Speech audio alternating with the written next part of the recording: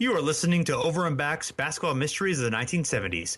Today's mystery is, why did the first two ABA champs skip town? All right, and we're back at the Over and Back Classic NBA podcast. I am Jason. With me as usual is Rich. Hello. And we are continuing our basketball mysteries, looking at the first two ABA champions who both, after they won the champion, moved to a completely different city and took a completely different identity. So we're going to look into the reasons why that happened, because it's kind of crazy. First, we're going to look at the Pittsburgh Pipers. They won the 1967-68 championship in the ABA. We realize that this is a 70s project and we're talking about late 60s teams, but we feel like it all fits into the ABA. You know, it's the ABA. Yeah. Come on, you don't count the ABA as the late 60s. You count it as the 70s. Yes. Damn it! So that's what we're doing. Yeah, too bad. We made it clear, that we're gonna dip a little bit into the late 60s. We're gonna dip a little bit into the early 80s on a few of these things, but it's I think everyone can understand the spirit in which we're coming. Yeah, why bound ourselves by just, the exact declaration of 1970 beginning? You start getting the flow of the 70s by, 1969 in American culture as well. So, hey, we're going to do it. 68, 69, and that's, yes, it's the beginning of the 70s in a lot of ways. Sure. So it's fine. Yes. We'll count it, of what I would consider the, quote, 70s. So, So people who are absolute sticklers for decades can skip this episode if it go to hell. Yeah, go to hell. Yeah. So give us a good review on iTunes. Then. Yeah, go to hell and then give us a good review. Yeah, well, maybe give us a review first and then go to hell, because I don't know if you can get. Okay, all right. I like that. That's a good theory. I like that. Okay.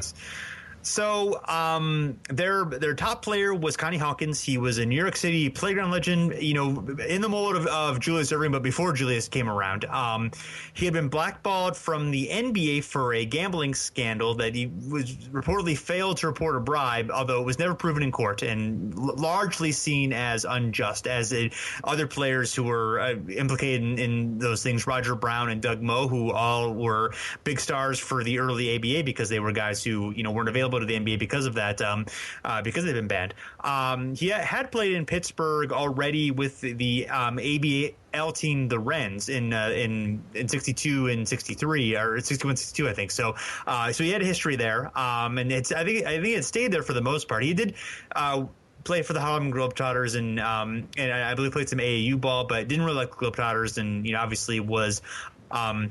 At this point, he wasn't old yet by any means, but he was, in his mid-20s, so time was ticking in his basketball career. That season, he averaged 26.8 points per game, which led the league, 13.5 rebounds per game, which was second in the league, and 4.6 assists per game, which was third in the league. Not a lot of passing in the ABA early days. And he had 17.9 win shares, and the second player in the league, Larry Jones of Denver, was second with 11.8. The difference between that, the staggering difference in win share between the first and second best player in the league, according to that metric, is pretty staggering. He also was a guy who everyone thought was considered very, very unselfish, very much a team player who also defended and kind of, embraced all of the aspects of basketball, not just, being the best scorer in the star. He was also very much a good teammate, according to everyone who he played with. Yeah, absolutely. Nothing but good words for the most part. And Loose Balls, of course, has tons of stories about him as well. So it's definitely. And again, we're going to mention that book a lot, and you probably know this already, but if you haven't read that or listened to it, because I know you and I both went back and listened to it on the ebook, definitely recommend that you do this, because it's just there's no competition in terms of ABA history or books detailing the ABA. Yeah. Just no competition whatsoever. Yeah. The other key players for the team, Sweet Charlie Williams, who was a guard who'd also been blackballed by the ABA. And there's a story in Loose Balls about Hawkins, one of their key plays was he would basically toss a one-handed pump fake, almost like a quarterback, and then would throw the ball up to, and Sweet Charlie would catch it and, lead to a layup or whatever in the fast break. Also, Chico Vaughn, who was a veteran guard from the NBA, one of the early players who took advantage of the 3-pointer, which we talked about in a previous episode. Second in the ABA in makes and attempts, and fifth in percentage at 334 during that season. So he and Lester Salvage were way ahead of the curve on taking threes. In fact, Salvage took 461 threes in the ABA's first season, and no NBA player until Michael Adams in 1988 would have that many attempts in a season. So that's pretty incredible thing there, as far ahead of the curve that they were. But they also had Art Heyman, who was a small forward who had the season basically turned around for them as he was acquired from the New Jersey Americans. He was actually an AP National Player of the Year for Duke, but had been disappointing in the NBA. Was known for having a little bit of a short temper and known for some fighting. But they won the ABA finals against the New Orleans Buccaneers, who, in fact, rallied from a 3-2 deficit in that series. The Bucs were led by Larry Brown. Yes, that Larry Brown, who was a star point guard for the league, was considered too small to play in the NBA, but had, I believe, led the league in assists that year. And then another guy who had been blackballed in the gambling scandal, as we mentioned, forward Doug Moe, perhaps the best defender in the league. And also guard Jimmy Jones would become a 6-time All-Star. The Bucs would last 3 years in New Orleans before moving to Memphis. And there's a good article on the Pipers in the Post-Gazette, Pittsburgh newspaper, where the Pipers were down 2-1. Then Hawkins scored 47 points in game 2, which the Pipers won in overtime, 106.105. And then he tore the MCL in his right knee during the game. Did not play in the next game, which the Pipers lost 111-108. That set up game 6 in New Orleans, which was a must-win. The Pipers were able to extend the series. Pretty impressive comeback in game 6, Rich. Yeah. So, as you mentioned, game 6, it was must win. They started out really cold, and New Orleans raced out to kind of a 15-point lead right away. Hawkins, who had returned to the lineup despite, his injury, of course, he kind of took over, and, despite, the pain in his knees, and he mentions it a lot as well, just like, he really just it was killing him, but hey, this is a must win, got to do this. So, hey, he scores 41 points, and a lot was on, of course, drives, because he was just so good at, getting to the hole and driving to the lane.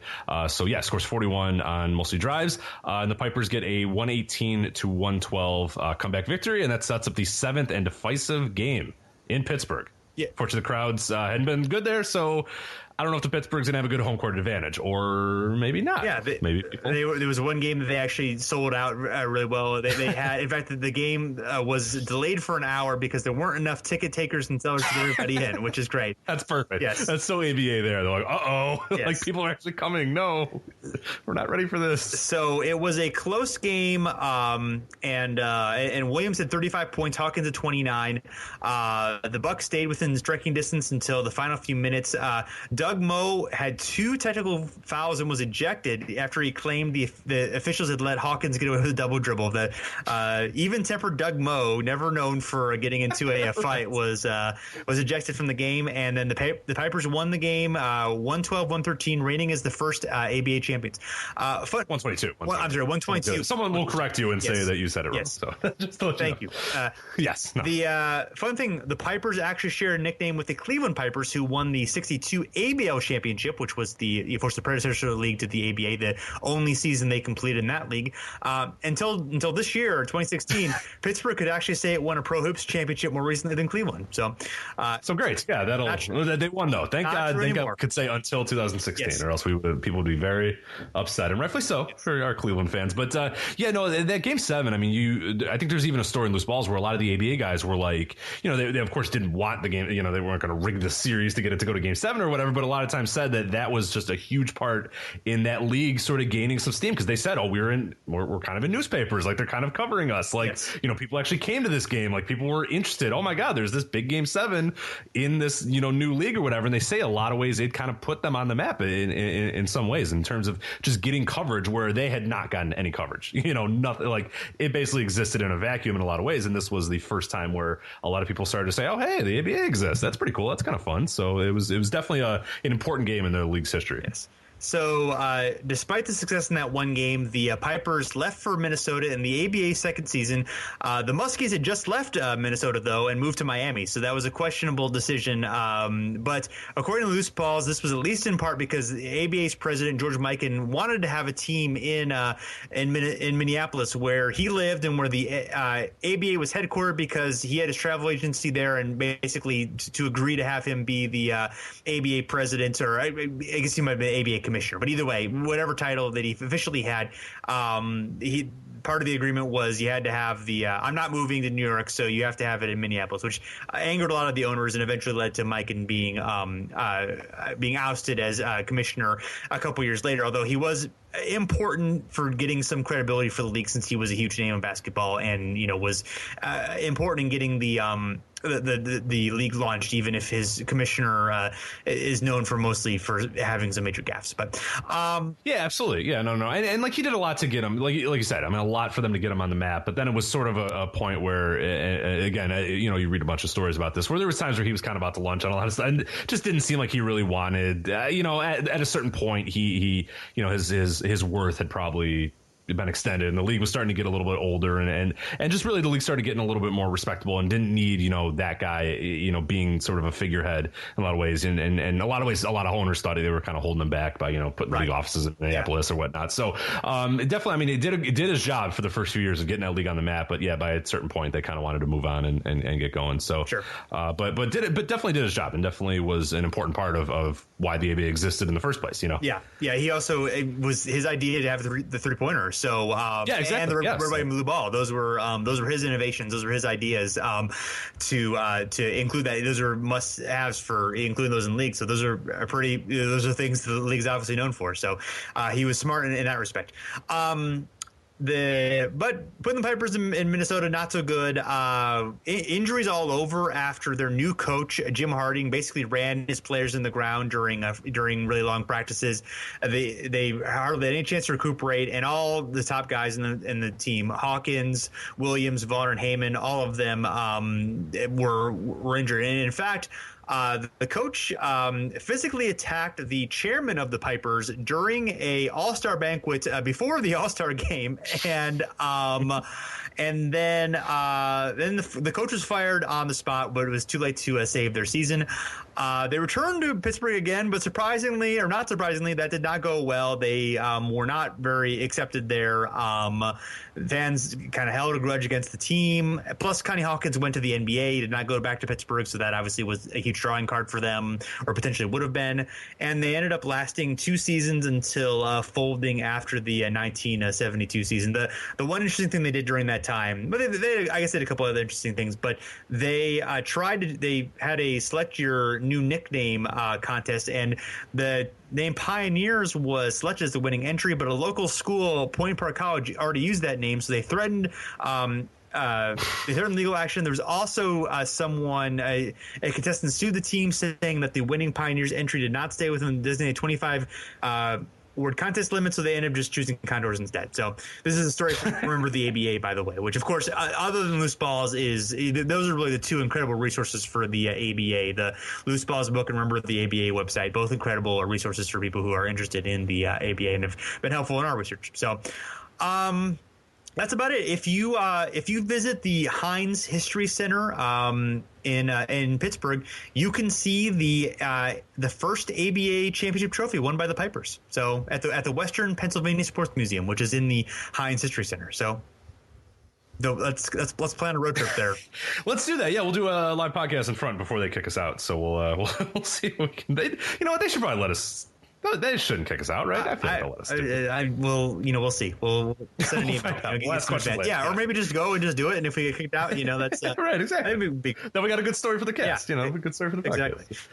Exactly. So the next season, 69 season, Oakland Oaks, they are a great team, 60-18 with a 7.6 SRS, which is the second best in ABA history. The Oaks had a lot of problems the year before. They were co-owned by singer Pat Boone, and they'd lured Rick Barry from the NBA, but he had to sit out for a year because of the reserve clause. He would have been coached by his father-in-law and college coach Bruce Hale, but that was Hale ended up being bumped up to the a lot of times in the 60s 60s and 70s, they would, if the coach was fired, they would actually bump him up to general manager because that wasn't seen as a promotion then. So I love how so many times the coach just ends up, being kicked upstairs rather than actually being fired. So right, yeah. Well, now you have to get on the phone and make trades, and it's like, yes. Man, scout. Whereas now guys do that for relaxation. Like, good, thank God I don't have to coach anymore. Yeah, like, this is great. Yeah. Probably the scouting on the road may have even been like worse lifestyle on the road than the coaching on the road. That might have been it. But anyway, in 69, they hired Alex Hannum from the 76ers. He had, of course, won the championship in 67. So he was a pretty good hire for the team. And then, Barry comes along. He's also part owner of the team, at least on paper, although that doesn't really work out for him. He felt like that gave him a reputation as being selfish and money hungry. He feuded with Hannum over not being promoted enough, or actually over not promoting the team enough, getting hurt, and then feeling like Hannum was taking control of the team over from Bruce Hale, his father-in-law. He actually thought that other NBA players would jump to the ABA with him, but then later admitted that he was naive and didn't really do his research. Ended up getting paid less by the ABA than he would have in the ABA, and then he says he thought he could jump back to the NBA if the Oaks left town. Apparently, he thought there was that clause in his contract, or maybe it was just a verbal one, but that did not work out for him either. So bad planning by Rick Barry there for pretty much the whole thing. So, well, hey, yeah, if only he had signed his contracts underhanded. So the Oaks, however, they traded for Larry Brown and Doug Moe, who we mentioned just earlier, who had led New Orleans to the finals in 68. They would lead the Oaks to the finals, in fact, the championship in 69. They were two of the three best players from that team. Brown led the league in assists again, and Moe was second team All-ABA, finishing with 19 points per game, 8.2 rebounds. A little bit of an aside from Moe and Brown, they were linked to very much so in the ABA. They played their first two seasons together. Then they would split apart for a little while, but then would reunite briefly in Virginia in 1971 as players. And then Larry Brown would retire to become a coach, so Doug Moe would join him as an assistant in Carolina for 2 seasons, and then they would jump together to Denver after the stuff started going bad in Carolina. So combined, they played and coached for 5 franchises together in like 8 seasons. So. Right, they also added rookies Warren Jabali, who was the rookie of the year, then known as Warren Armstrong, really talented, tough, 6'2", 200-pound guard. Also had a bit of a fiery personality, which we'll get into a bit. And then Jim Eakins, who was a center with a long career, mostly with the franchise. So Barry got hurt, however, in right around Christmas. Got torn knee ligaments. He tried to come back, but then re-injured his knee and lost for the season. But they continued to steamroll through the ABA. They won 16 games in a row. During that time, Jabali was suspended for 15 games for stopping on an opponent, and he was rankled his teammates a lot. He was viewed as an outspoken black nationalist, bounced around from team to team, and got into a lot of fights, had a lot of issues with teammates, just had a hard time getting along with them. There's sort of some people that did actually like him, and thought, and later on he was more respected for being a guy who did a lot for his community and was maybe a little bit misunderstood in his time, but he definitely there was a lot of anger going on with him during that time. So. Oh, absolutely, yeah. But just a key part. I mean, you look at the numbers and when he was in Oakland, and even when he was in Washington after this. But yeah, his Oakland numbers are impressive, especially in the playoffs. He averaged, I think, a team high 28.8 points per game, 21 in the regular season. 9 rebounds, 3 assists. Like just a very, just an awesome player once he was on the court. But you can see through his career, Oakland, Washington, Indiana, Miami, Denver, San Diego. Like no, nobody really wanted him for more than like a year. But yeah, as you could say, he sort of gained a little bit more respect later in life when people kind of saw what he was doing. But of course, in that era, not the best time to be, an outspoken African American in this country at that point. Yes, but he definitely is well known for his exploits on the court. Not always in terms of things involving a basketball. Unfortunately, a lot of fights. Man who enjoyed his fights, but hey, sometimes you need that. Yeah, that happened in the ABA a lot. I mean, he was hardly the only guy to start a lot of fights. That was obviously a big part of the league, which we're going to do a different episode. So yes, exactly. Yes. So yeah, they beat the Pacers in the ABA Finals. As you mentioned, Jabali, he averaged 29 points and 13 rebounds for the playoffs, including 33 points in the finals. And basically led the team. Obviously Brown and Mo and were important as well. But Barry, as we mentioned, did not play. He did dress for the championship final to protect his suede suit. He did not want that getting. He did not want champagne getting on a suede suit, so he wore his uniform for it. Right. The Oaks, that's such a Rick Barry thing. It is. Especially the suede. You don't want to. I'm with them though. I don't want to raise. I don't want to ruin that suede. Yeah, absolutely not. You guys don't make that much money then. That suede suits set you back a little bit. Absolutely. He was a clothes horse. He enjoyed his clothes. So I'm Team Barry on that one. Even though it's very Rick Barry that he would do that, but I approve of that. Sure. He lost game 2 at home, or the Oaks lost game 2 at home, but then they ended up winning 2 in Indiana, sent it back to Oakland, and the Oaks won game 5 in overtime. Jabali had 39 points in that game. They were able to hold off the Pacers despite Freddie Lewis having 33 points and Roger Brown having 31 points. And the Pacers themselves were beginning their run of 3 titles and 5 finals appearances in 7 seasons. They fell short this year, but they would win the championship in the next year and not move, unlike every other ABA champion so far would do. So there's a pretty cool video that we found was the video with the team celebrating, and then Alex Hannum, the coach, gives this speech where he talks about the Oaks creating a potential long-time ABA power in the city and how they've made their mark in the community and how they're there to stay. Just a few weeks before they decide to move, and then Rick Barry for some reason brings up what the Celtics did during the playoffs in a speech. So that was very Rick Barry of to sideswipe somebody else in his own. I think he was actually sort of it was more not that he was disrespecting anybody. It was more that just it was like it was kind of beside the point of it was just a weird thing to bring up. But anyway, they moved to Washington D.C. after they had some major ownership problems, and Pat Boone lost a lot of money. Yeah, that's not great in terms of stuff. He sold it to Earl Foreman from DC, but of course he was losing a ton of money. There was just issues going on where guys were borrowing against money and not really sure what was coming in and all that sort of stuff. But of course, he sold it to businessman Earl Foreman, who moved the team to DC. But a lot of issues where Pat Boone is kind of like, all right, guys, like I need to know what I'm doing with my money, and that was a huge issue with a lot of the early owners in the ABA. Like they signed on the lines, not really knowing, hey, what the hell's going on here? Who's the money going to? How much am I going to spend? How much am I going to, it was just kind of, hey, do you have a decent amount of money? Can you pay the, entrance fee? Yeah, you can. But Pat Boone in Loose Balls talks about a lot of issues that he had with his co-owner as well, sort of not being the most trusting with his money as well. So Pat Boone got out of there as soon as possible. But luckily he found a buyer. So that's it all worked out pretty okay for Oakland, because they looked like they were about to fold as well. But yes, so which the ABA could not afford, really, because a lot of issues after that first year, of course, of a bunch of people, or that second year of a lot of teams folding and not really being able to be stable. So it was nice that Foreman was able to buy them and give them a little bit of stability. Yeah. So so briefly after that, they became the Washington Capitals. However, they had to play in the Western Division, and Barry, he negotiated with the Warriors to jump back to the NBA because he wanted no part of DC. Eventually, he lost the lawsuit and he did join the Capitals in DC toward the middle of the season.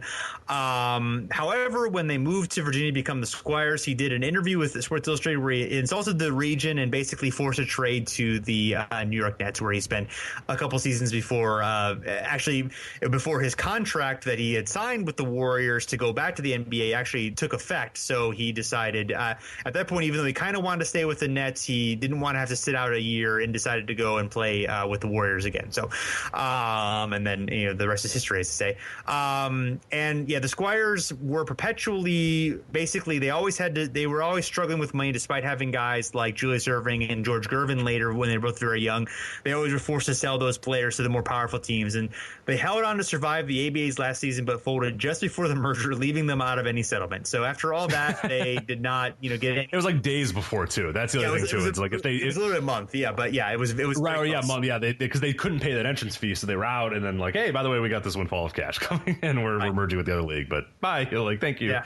But just one of the more, I would say, of the franchise that kind of bounced around a little bit, I would say maybe the most interesting of those franchises, because of course you have the start in Oakland with Ron Boone and Rick Barry, and like every one of their their stops was like a completely different sort of new, like the Virginia Squires and the Oakland, there's like nothing that relates the two, you know what I mean? Like they were just such an interesting team that was able to sort of stay alive amidst all these just oddities and new players coming in and issues. And it's just amazing that they were able to be as stable as they were, despite all those moving and player movement and money troubles almost from the beginning of their inception. Yeah, absolutely. I mean, there's a lot of good. It's crazy how many teams, of course, were created and how many teams, of course, moved, and we're gonna get into that in a different episode. But it's just amazing. So, all right, everyone, thanks for checking us out. We're gonna continue our basketball mysteries of the 70s throughout the summer. So if you're into it, please let us know. You can find us on Twitter and Facebook at Over and Back NBA. We are at HarvardParoxysm.com. If you find us on iTunes or Stitcher or wherever you download your podcasts, and